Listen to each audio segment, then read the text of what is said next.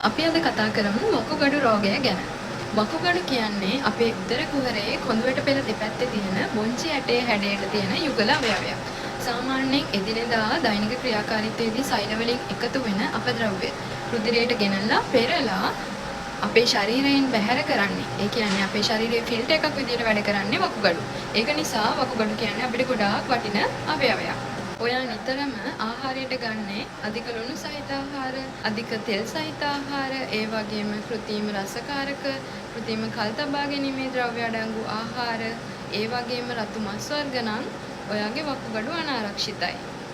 හැබැයි ඔයා නිතර ආහාරයට ගන්නේ අපේ දේශීය කැකිරි, හේන් වට්ටක්කා, පතෝල, මෑකරල්, වම්බටු, එලබටු, කරවිල, කොහිලඹරැල්ලා, රාබු, අලු කෙසෙල්, දඹල, කෙසෙල් මුව වගේ එළවලු, ඒ වගේම කතුරු මුරුංගා, මුරුංගා කොළ, සාරණ, තම්පලා කොළ, නීරමුල්ලිය, රට්ටක්ක දණු වගේ පලා වර්ග නම්, පුරක්කං, තල, මෙනේරි වගේ ධාන්‍ය වර්ග නම්, දන්දිල, රාජාල, කුකුලල, හිඟුරල වගේ අපේ අල වර්ග, වැල, වරකා, මාදන්, මසං, කටුවනෝදා, වෙරළු, උගුරැස්ස වගේ අපේ පළතුරු වර්ග නම් ඔයාගේ වකුගඩු ආරක්ෂිතයි.